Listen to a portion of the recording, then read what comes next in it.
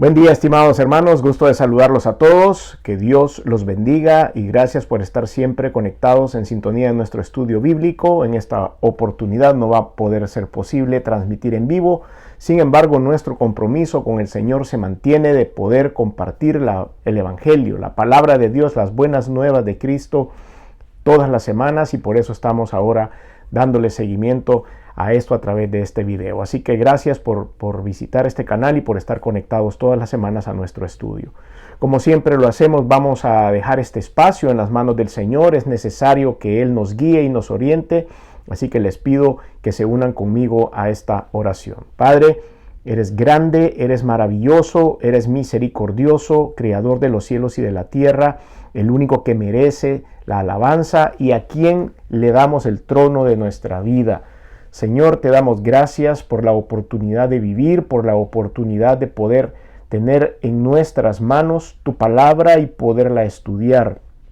Sin embargo, Señor, realizamos y llegamos a la conclusión de que es imposible poder aprender de tu palabra sin la ayuda del Espíritu Santo.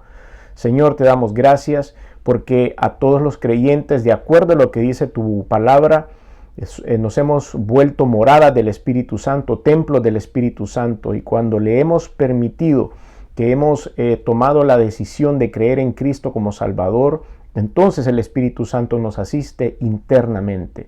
Por eso hoy, Señor, te damos gracias primero por este milagro y segundo, te pedimos que nos hables al corazón a través de la Escritura. Enséñanos, oriéntanos, guíanos, recuérdanos, y de esa manera, Señor, poder vivir esta vida de acuerdo a tu voluntad hasta que esto termine y nos gocemos en tu presencia. Los siguientes minutos es para darte honra y gloria, Señor, y ayúdanos a poder entender lo que vamos a leer. En el nombre de Jesús, bienvenido seas. Amén y amén. Bueno, todos también, ustedes sean bienvenidos a nuestro estudio. Vaya conmigo a la Escritura.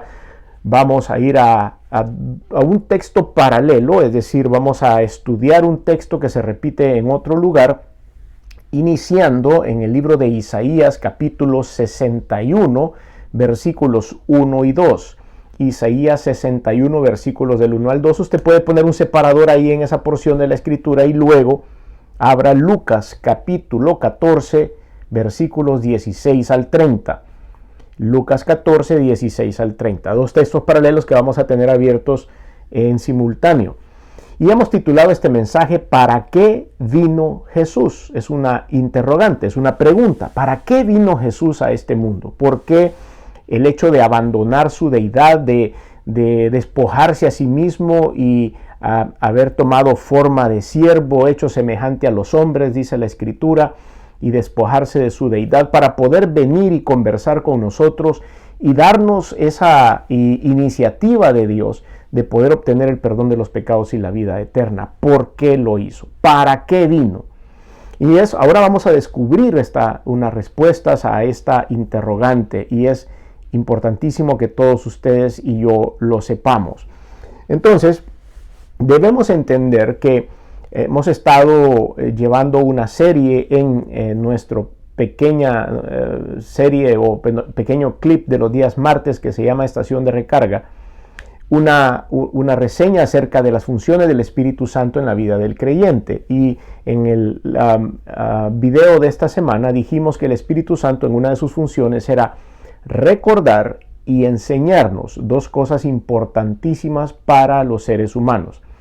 Enseñarnos primero porque algunas de las cosas que se van desarrollando, algunas de las profecías que se van cumpliendo, es necesario que los seres humanos entendamos por qué se cumplen y entendamos por qué pasa lo que pasa. Por ejemplo, ahora en las noticias mundiales podemos ver un montón de señales de parte de Dios y tenemos que entenderlas y eso nos va a ayudar el Espíritu Santo a hacerlas.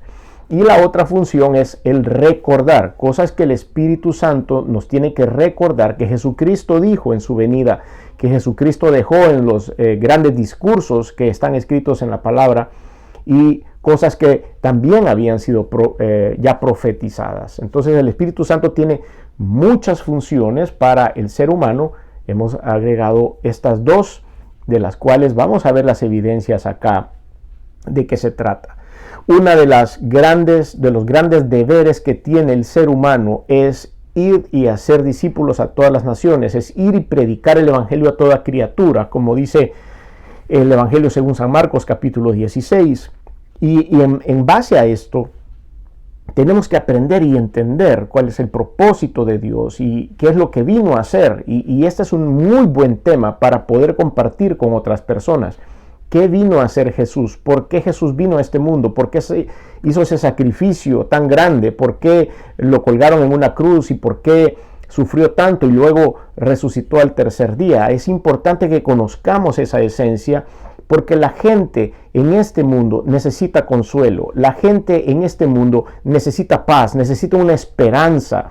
Y la esperanza, dice la Escritura, no avergüenza cuando nosotros hemos puesto los ojos en Jesucristo.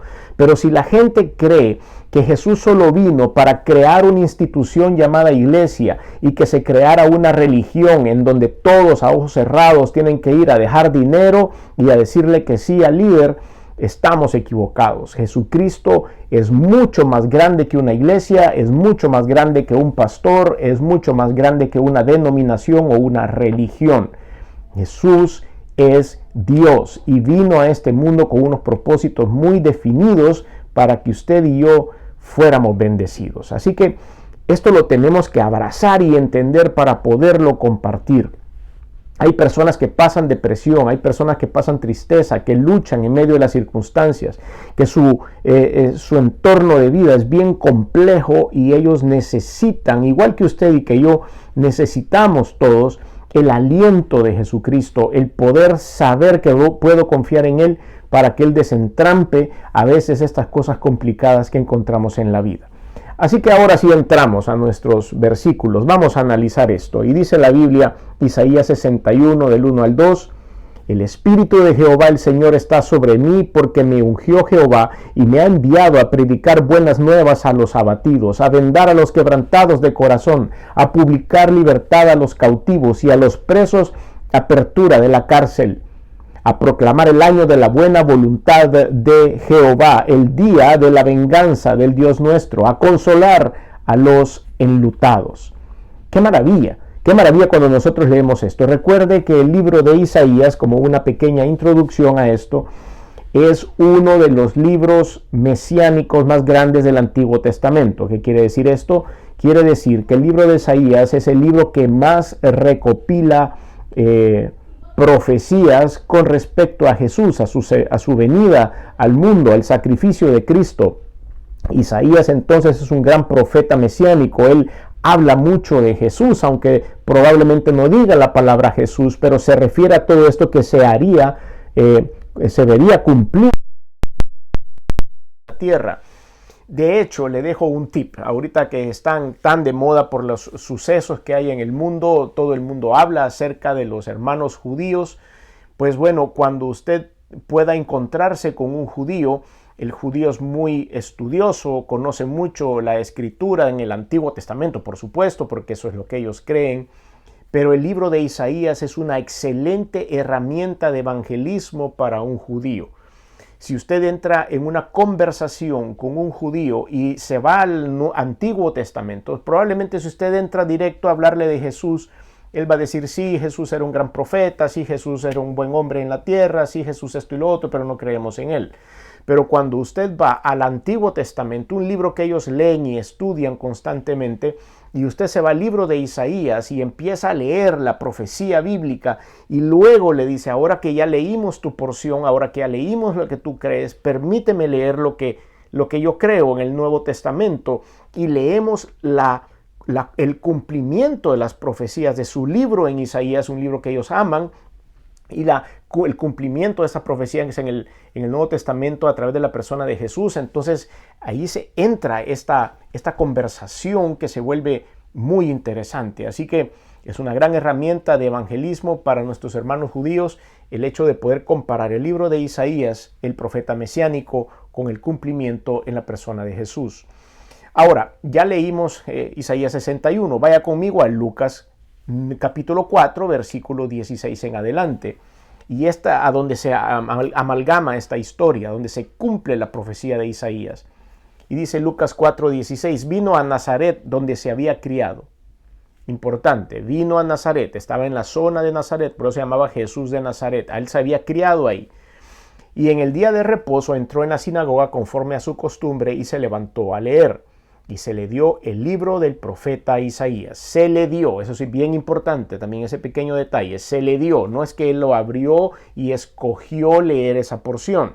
Se le dio el libro del profeta Isaías. Y habiendo abierto el libro, halló el lugar donde estaba escrito: el Espíritu del Señor está sobre mí, por cuanto me ha ungido para dar buenas nuevas a los pobres, me ha enviado a sanar a los quebrantados de corazón, a pregonar libertad a los cautivos y vista a los ciegos, a poner en libertad a los oprimidos y a predicar el año agradable del Señor.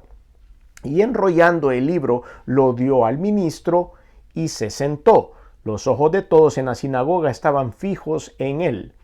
Y comenzó a decirles: hoy se ha cumplido esta escritura delante de vosotros. Y todos daban buen testimonio de él y estaban maravillados de las palabras de gracia que salían de su boca y decían: ¿no es este el hijo de José? Entonces ven como el cumplimiento de Isaías 61 en Lucas 4:16 en adelante es una maravilla, porque es de las cosas que verdaderamente el Señor promete y cumple. Vamos a hacer un análisis en esta oportunidad, vamos a hacer un estudio acerca de las dos porciones, Isaías 61.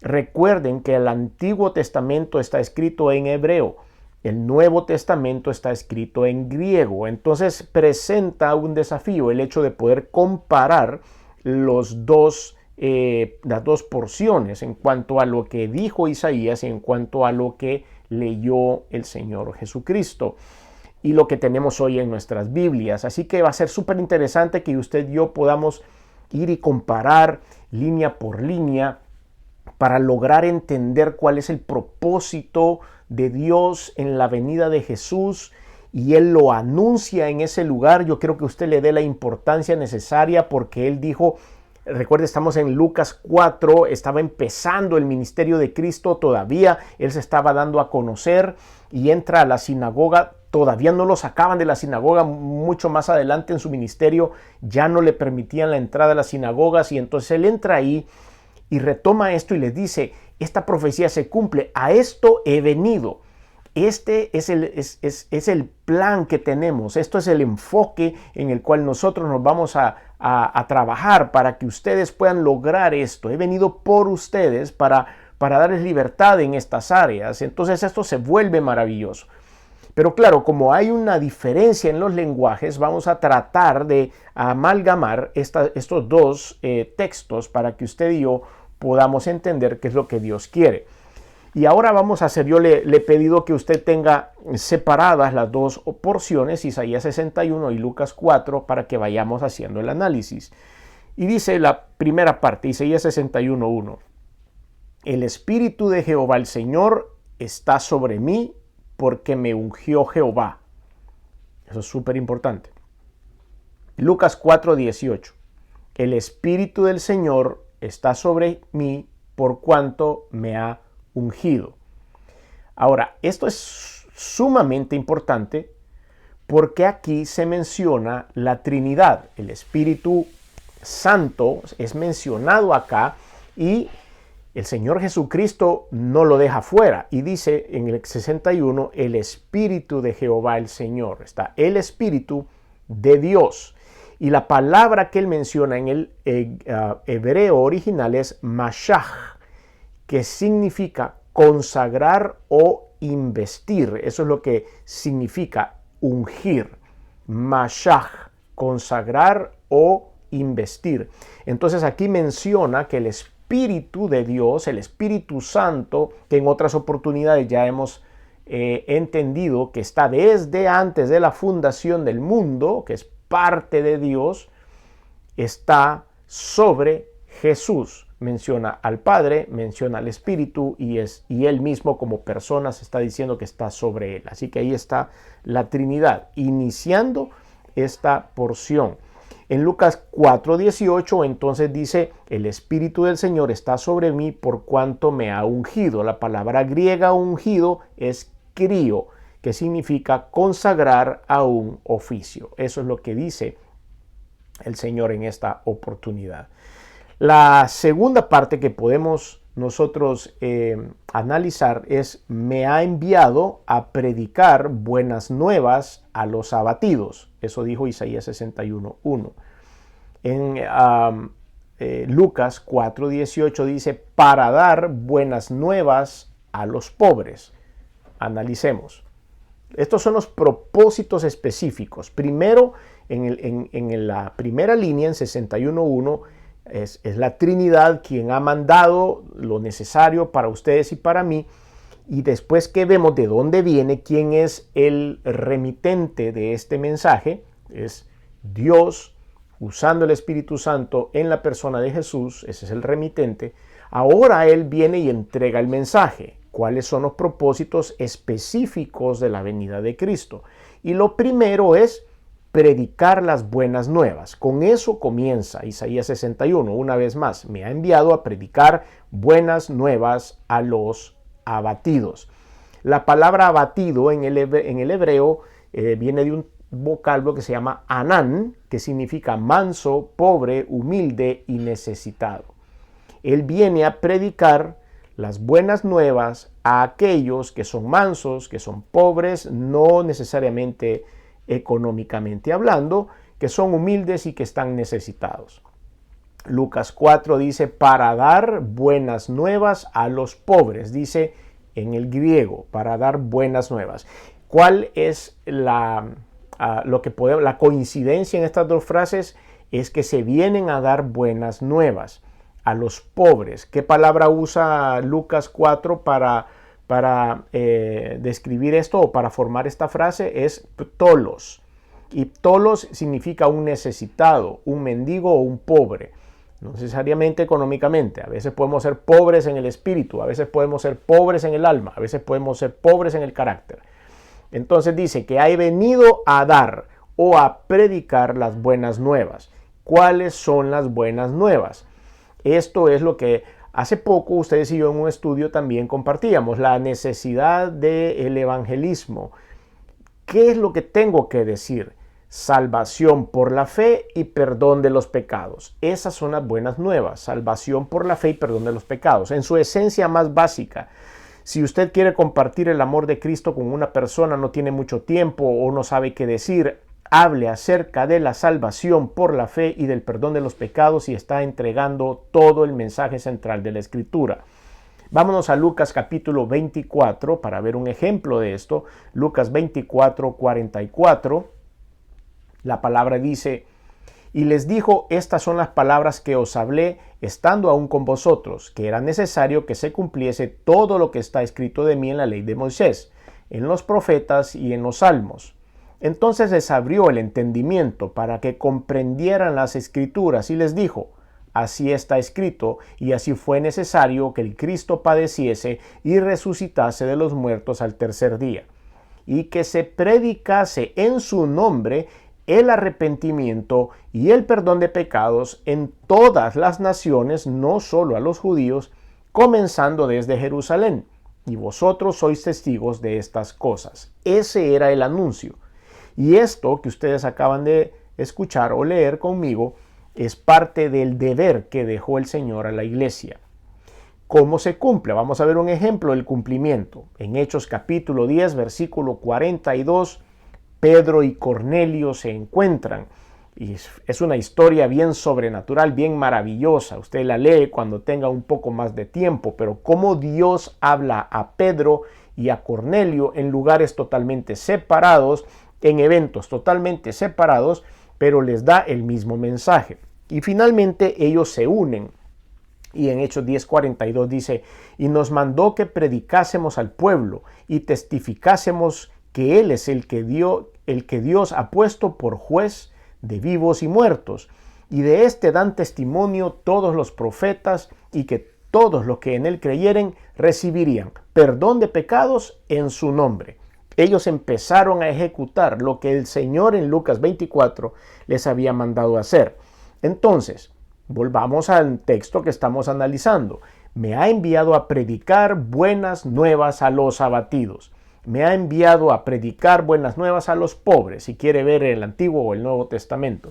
aquellos que dudan, aquellos que están sin esperanza o creen que están abandonados, el Señor ha mandado a Cristo para que les anuncie las buenas nuevas del perdón de los pecados, de la vida eterna, del perdón y de la gran amor que el Señor nos tiene. Así que esa es la primera línea de lo que podemos compartir en este mensaje. Seguimos con la siguiente. Dice que el mismo capítulo, versículo 1 de Isaías 61, dice, a vendar a los quebrantados de corazón. A vendar a los quebrantados de corazón. Y Lucas capítulo 4, versículo 18 dice, me ha enviado a sanar a los quebrantados de corazón. A vendar a los quebrantados de corazón, a sanar a los quebrantados. Hagamos el análisis entonces de qué nos quisieron decir con los diferentes lenguajes. Isaías 61 dice el hebreo vendar es kavash, que significa envolver o curar. Y la palabra quebrantados viene de esa palabra que significa triturar o romper en pedazos. Estamos hablando físicamente y también emocionalmente. En Lucas capítulo 4, que hemos estado analizando, dice enviar a sanar a los quebrantados de corazón. Y aiomai es la palabra griega que significa curar, y suntribo es la palabra griega para quebrantado, que significa aplastado. Entonces, vemos que en el antiguo era triturado o roto en pedazos, y en el Nuevo Testamento era aplastado. O sea, significa básicamente lo mismo. El Señor vino a vendar, a curar, a sobar, a cuidar. En el Nuevo Testamento, a sanar a los quebrantados de corazón. No quiere decir necesariamente que solo vino a aquellos que tienen un problema cardiovascular. No. Por supuesto que el Señor quiere sanar a aquellos que tienen problemas cardíacos, pero al corazón al que nos estamos refiriendo es a nuestra vida en general, a lo que mueve el motor de nuestra vida. Aquellos que andamos quebrantados, que nos sentimos apachurrados, que nos sentimos rotos, triturados por la vida. El Señor está aquí para echarnos la mano. Marcos capítulo 5, versículo 25, recuerda a una persona que se sentía de esta forma, tanto física como emocionalmente. Es una historia que usted conoce muy bien. Y dice Marcos 5:25, pero una mujer que desde hacía 12 años padecía flujo de sangre, hacía 12 años que estaba enferma, había sufrido mucho de muchos médicos y gastado todo lo que tenía y nada había aprovechado, antes le iba peor. Esta es la imagen de lo que esta mujer enfrentaba. ¿Creen ustedes que ella no califica para ser una quebrantada de corazón o una quebrantada de espíritu? Claro que sí. Por eso vino Cristo, y el Señor diseñó el evento de esta mujer con flujo de sangre para darnos una explicación de lo que quiere hacer con usted y conmigo en esta maravillosa aventura del proyecto Jesús para la humanidad. Y entonces vemos que esta mujer estaba quebrada económicamente, estaba quebrada en su corazón y estaba quebrada en su salud. Y entonces ahí dice, cuando oyó hablar de Jesús, vino por detrás entre la multitud y tocó su manto. Ahí lo que vemos es una acción llena de fe, de conocimiento, de abrazar lo que verdaderamente escuchaba acerca de Jesús. Porque ella decía, si tocare tan solo su manto, seré salva. Enseguida la fuente de su sangre secó y sintió en el cuerpo que estaba sana de aquel azote. Luego Jesús, conociendo en sí mismo el poder que había salido de él, volviéndose a la multitud, dijo, ¿quién ha tocado mis vestidos? Sus discípulos le dijeron, ¿ves que la multitud te aprieta y dices, ¿quién me ha tocado? Pero él miraba alrededor para ver quién le había dicho esto. Entonces la mujer, temiendo y temblando, sabiendo lo que en ella había sido hecho, vino y se postró delante de él y le dijo toda la verdad.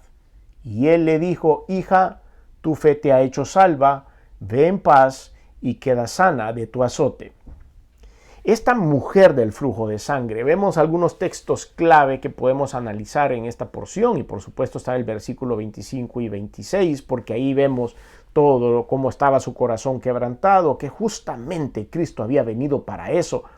Por eso la pregunta de este mensaje, ¿para qué vino Jesús? Vino a sanar a los quebrantados, a usted y a mí, porque nuestra vida no siempre va a ser felicidad, porque nuestra vida no siempre va a ser una carcajada, no siempre vamos a estar en gozo y tranquilidad y cero problemas.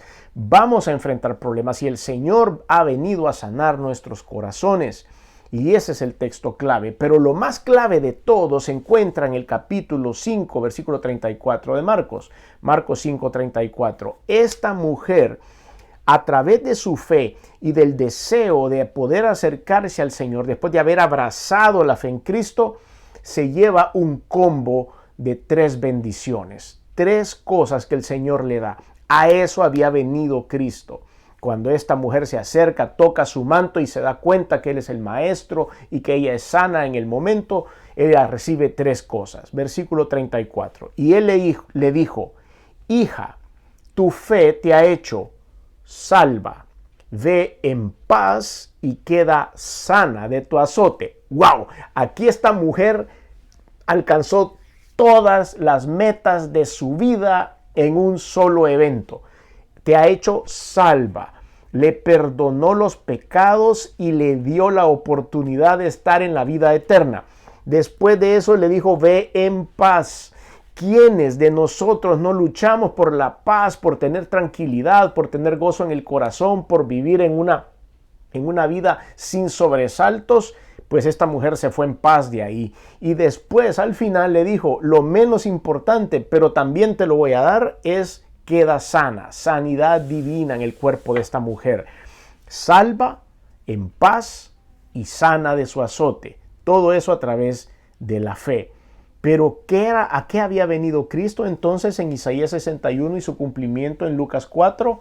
A sanar a los quebrantados de corazón. El Señor cumpliendo su propósito en esta vida. Bueno, sigamos analizando siempre en Isaías 61. Ha venido a publicar libertad a los cautivos. Lucas capítulo 4, versículo 18 dice, a pregonar libertad a los cautivos y vista a los ciegos. Bueno, analicemos qué es lo que el Señor nos quiere decir aquí. Isaías 61. Cautivos viene de un vocablo hebreo, shabá, prisioneros de guerra. A eso se refiere el shabá, a libertad, a publicar libertad a los cautivos. Y van a ver por qué el Señor usa este vocablo. Antiguamente los tomados, los prisioneros de guerra se veían como merecedores de la pena de muerte y por consiguiente de cualquier tratamiento terrible que estuviera antes de la pena de muerte. Imagínense ustedes que uno de los podemos decir que una de las prácticas más comunes era que cuando uno llevaba prisionero a un soldado contrario, lo primero que hacía era lo tiraba al piso y le ponía la bota o el pie sobre el cuello, porque de esa manera tenía absoluto control. Esa persona, cuando tienen un pie o la rodilla puesta en el cuello, nos damos cuenta que no se pueden mover. Esto lo describe Josué en Josué capítulo 10 versículo 24, dice la escritura, y cuando los hubieron llevado a Josué, llamó Josué a todos los varones de Israel y dijo a los principales de la gente de guerra que habían venido con él, acercaos y poned vuestros pies sobre sus cuellos de estos reyes. Y ellos se acercaron y pusieron sus pies sobre los cuellos de ellos. Esta misma ilustración se toma en otras porciones de la Escritura en cuanto a la relación que hay entre Satanás y los seres humanos o Satanás y los creyentes. Y ellos dicen que ellos son oprimidos por Satanás. Pero también en el Salmo 110:1 dice que ha sido puesto por estrado de sus pies. Se refiere a esto mismo. El estrado de sus pies quiere decir que está debajo de sus pies y por eso están subyugados. Entonces, esta palabra cautivo, para que ustedes lo comprendan un poco mejor, es el hecho de que algo o alguien nos tiene el pie puesto sobre nuestro cuello. Otra de las cosas que hacían con los prisioneros de guerra es que eran vendidos como esclavos, eran mutilados, como podemos ver algunos ejemplos en Sansón, en Adonías, en Sedequías. Eran despojados de sus vestidos y eran llevados encima de un caballo desnudos para como un trofeo, como un triunfo. Era súper vergonzoso. Se escogían grandes cantidades de ellos, de los presos políticos, los medían con un cordel y luego de medirlos con el cordel los mataban a todos juntos. Los romanos solían atar un cadáver amarrado a una persona viva, a uno de estos prisioneros de guerra que todavía estaban vivas, y los dejaban así ligados al muerto. Era una práctica horrible. Y por eso el apóstol Pablo después en Romanos capítulo 7 versículo 24 dice: miserable de mí, ¿quién me librará de este cuerpo de muerte? Tomando esa ilustración de esa práctica tan horrible. Cuando hemos descrito esto, nos damos cuenta entonces que el Señor Jesús vino a publicar libertad a los cautivos, a pregonar, dice Lucas 4, libertad a los cautivos y vista a los ciegos. En el Nuevo Testamento la palabra cautivos viene de este vocablo aigmalotos, que es una presa o una captura. Y a los ciegos, si lo traducimos esa palabra, es tuflos, que no es un ciego de la vista, sino es aquel que está perdiendo la capacidad de comprender lo que está sucediendo a su alrededor. Cuando nosotros estamos cautivos por el poder de Satanás, y Satanás no tiene puesto el pie sobre nuestro cuello, perdemos nuestra capacidad de análisis, no sabemos qué está pasando, realmente se pone difícil esto. Por eso tenemos una frase para usted: Satanás es el carcelero, el pecado es la cadena, pero Jesús es el libertador de los cautivos. Él vino a darnos libertad, Él vino a soltar las cadenas, Él vino a agarrar la bota de Satanás y a retirarla de nuestro cuello. Ese es uno de los motivos por los cuales vino Jesús, y es necesario que nosotros entonces compartamos esta libertad que encontramos en Cristo. Marcos 5, hace poco también creo que tocamos el tema del endemoniado gadareno. Marcos 5 del 1 al 20, no vamos a leer todos los versículos, pero algunos de ellos. Dice: y siempre de día y de noche andaba dando voces en los montes y en los sepulcros, hiriéndose con piedras. Él solo se hería. Eso está en Marcos 5:5. Saltamos al 8, Marcos 5:8. Porque le decía: sal de este hombre, espíritu inmundo. Le hablaba directamente Jesús al espíritu. 5:9. Y le preguntó: ¿cómo te llamas? Y respondió diciendo: Legión me llamo, porque somos muchos. Había muchos espíritus malignos dentro de este hombre. Salte al versículo 15. Vienen a Jesús y ven que él había sido atormentado del demonio y que había tenido la legión, sentado, vestido y en su juicio cabal, y tuvieron miedo. Y el Señor lo había liberado. Versículo 19. Mas Jesús no se lo permitió, sino que le dijo: vete a tu casa y a los tuyos y cuéntales cuán grandes cosas el Señor ha hecho contigo y cómo ha tenido misericordia de ti. ¿Qué es lo que tenemos que hacer nosotros? Ir y contárselo a los demás, porque el Señor nos ha dado libertad. Libertad, como decía la Escritura, a los cautivos y vista a los ciegos, para que podamos entender lo que está pasando en nuestra vida y darnos cuenta que el único que merece honra y gloria se llama Jesucristo. Hay otro evento en la Escritura que podemos compartir, que es el ciego de nacimiento, que vemos en Juan capítulo 9, versículo 13, o bueno, capítulo 9, del 8 en adelante, cuenta toda la historia. Se los leo rapidísimo. Juan 9:8 dice: entonces los vecinos y los que antes le habían visto que era ciego decían: ¿no es este el que se sentaba y mendigaba? Recuerdan que esto de los que están quebrantados de corazón y que están mendigos o pobres, a eso vino Cristo también. Versículo 30, Juan 9:30 dice: respondió el hombre y le dijo: pues esto es lo maravilloso, que vosotros no sepáis de dónde sea, y a mí me abrió los ojos, y sabemos que Dios no oye a los pecadores, pero si alguno es temeroso de Dios y hace su voluntad, a este oye. Ese es el análisis de este hombre. Cuando le preguntaron: ¿y entonces quién te sanó y quién es? Pues yo no sé, dice él, pero yo lo único que sé es esto. Y hace un análisis. Y antes no había esa capacidad de análisis, pero esa la da el Señor, porque le abre los ojos no solo físicamente a este ciego, sino en su corazón. Y este hombre hace un análisis bien acertado. Y sabemos que Dios no oye a los pecadores, pero si alguno es temeroso de Dios y hace su voluntad, a este oye. Si él había pasado mendigando toda la vida, sentado en un lugar, ¿de dónde aprendió esto este hombre en tan poco tiempo? Es porque el Señor abre los corazones del entendimiento. Versículo 35. Oyó Jesús que habían expulsado y hallándole le dijo: ¿crees tú en el Hijo de Dios? Respondió él, dijo: ¿quién es, Señor, para que crea en él?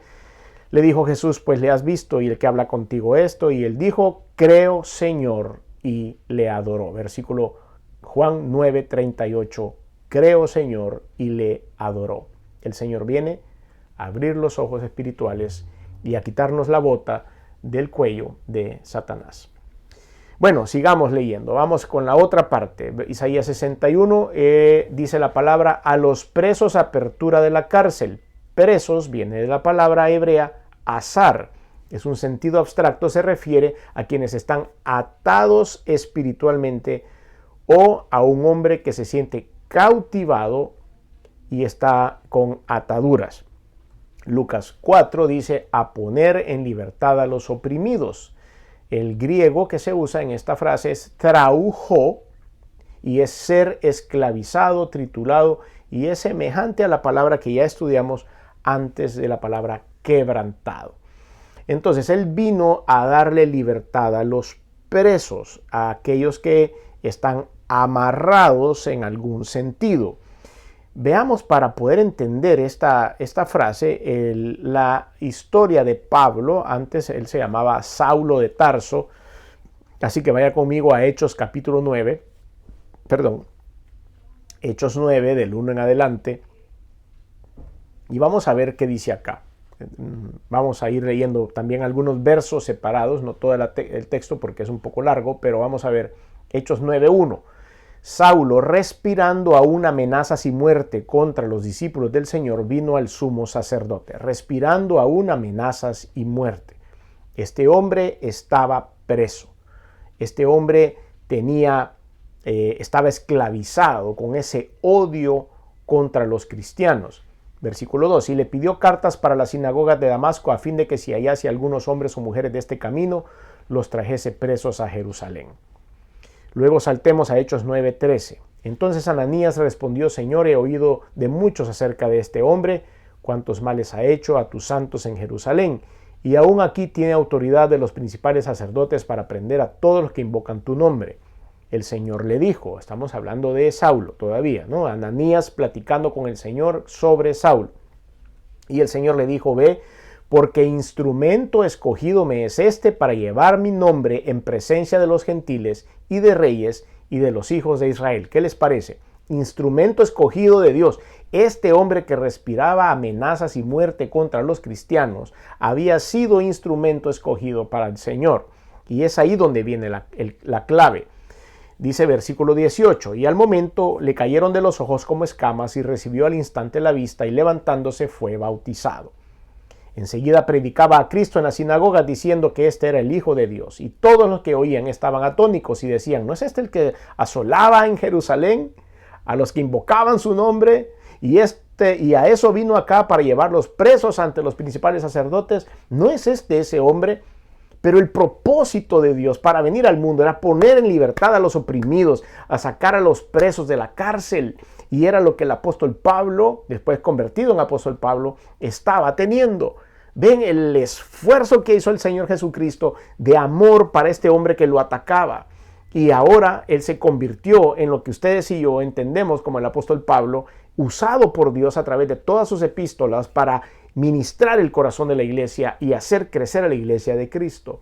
Eso vino a ser Jesús. Sigamos leyendo. A proclamar el año de la buena voluntad de Jehová. Eso es lo que dice el Señor. Isaías 61, a proclamar el año de la buena voluntad. El año es una edad, un espacio de tiempo. Y la buena voluntad es un deleite o un placer de Dios. Entonces dice que Él viene a proclamar el año, es decir, el tiempo en el cual el Señor iba a derramar de su corazón, de su buena voluntad, del deleite de su corazón y de su placer, vida eterna y amor para todas las personas a través del perdón de los pecados. Lucas 4 dice a predicar el año agradable del Señor, del griego eniautos, periodo indefinido de tiempo o de ciclo de un tiempo, el cual es agradable a Dios. Marca entonces, mis queridos hermanos, a través de Jesús y del cumplimiento de la profecía de Isaías 61 en Lucas 4, el inicio del tiempo de la gracia. Antes de Cristo nosotros tendríamos que haber cumplido con la ley estrictamente para poder llegar a los pies del Señor. En esta oportunidad nosotros lo que hacemos es obtener la gracia de Dios a través de la fe. Y aquí en Cristo se marca el inicio de lo que algunos estudiantes llamamos la dispensación de la gracia para la salvación por medio de la fe. Y es aquí donde vienen todos estos versículos maravillosos. Juan capítulo 1, versículos 11 al 12. A lo suyo vino, y los suyos no le recibieron. Mas a todos los que le recibieron, a los que creen en su nombre, les dio potestad de ser hechos hijos de Dios. Juan 3:16, yo creo que usted se lo conoce de memoria este versículo. Porque de tal manera amó Dios al mundo, que ha dado a su Hijo unigénito para que todo aquel que en él cree no se pierda, mas tenga vida eterna. Y Juan 14:6, Jesús le dijo, yo soy el camino y la verdad y la vida. Nadie viene al Padre sino por mí. Entonces, ¿para qué vino Jesús? Vino por usted. Una de las conclusiones que podemos sacar acá es que Jesús vino al mundo por usted. Vino porque le ama. Vino porque quiere cumplir en usted todas estas bondades y toda la misericordia de Dios, manifestársela en su inmenso amor. El Espíritu del Señor está sobre Jesucristo, por cuanto lo ha ungido para dar buenas nuevas a los pobres. Le ha enviado a sanar a los quebrantados de corazón, a pregonar libertad a los cautivos y vista a los ciegos, y a poner en libertad a los oprimidos, a predicar el año agradable del Señor. Ahora a usted y a mí nos hace mucho más sentido este versículo en la aplicación de lo que Dios quiere para nuestra vida. Le encomiendo que haga un paso de fe y reciba a Cristo como Señor y Salvador, porque Él hizo este sacrificio por usted y envió a su Hijo, el Señor, a morir en la cruz y a resucitar para que usted pudiese alcanzar esta bondad y esta misericordia. Si usted nunca ha aceptado a Cristo como Salvador, le invito a que lo haga. Ahí donde está, diga conmigo esta sencilla oración: Señor Jesús, reconozco mi necesidad de ti. Reconozco que he hecho cosas que no han sido de tu agrado. Perdóname, me arrepiento. Reconozco que viniste al mundo hecho hombre, que te colgaron en una cruz y la sangre que derramaste ha servido para limpiar mis pecados. Reconozco que resucitaste al tercer día y que estás sentado a la diestra de Dios. Por lo tanto, hoy abro mi corazón y te recibo en él como mi único y suficiente Señor y Salvador. Gracias, Señor, por esta oportunidad que ahora me das de poder alcanzar el perdón de pecados y la vida eterna en Cristo Jesús. Amén. Si usted hizo esta oración, estamos muy contentos y estoy seguro que Dios derramará toda su gracia sobre su vida. Busque una iglesia bíblica que use la palabra del Señor para poderse congregar y seguir creciendo en la fe. Terminamos este estudio con una oración. Padre, tú eres el Dios todopoderoso, grande y temible, que con tu inmenso amor, Señor, nos has dado el salvoconducto para obtener el perdón de los pecados y la vida eterna, y ese camino únicamente se encuentra en Jesús. Por eso te damos gracias, Señor, porque hoy hemos aprendido en tu palabra tu inmensa bondad y tu misericordia. Entendemos, Señor, que no viniste a hacer una religión ni a fundar un organismo llamado iglesia, sino viniste, Señor, a impactar nuestras vidas íntimamente. Padre, hoy te damos gracias, porque aún en medio de las circunstancias hemos entendido que aunque estemos quebrantados en nuestro interior, que aunque estemos enfrentando situaciones difíciles como la mujer del flujo de sangre, problemas de salud, problemas económicos, problemas sociales, tú estarás con nosotros, Señor, dispuesto a ayudar, porque tu inmenso amor nos llega. Así que hoy venimos a tu presencia y ponemos todas estas necesidades a tus pies y te pedimos, Señor, que te hagas cargo y que nos ayudes para que ejecutes todo este plan de Lucas 4 en nuestra vida. Te damos gracias, entregamos honra y gloria solo a ti porque eres el único que la merece y nos sentimos, Señor, muy honrados de poder compartir tu palabra y de poder analizar, Señor, esto que es tan importante para la humanidad. En el nombre de Jesús. Amén y amén. Gracias a todos por su atención a este estudio. Si Él lo permite, si el Señor lo permite, nos vemos la próxima semana. Bendiciones.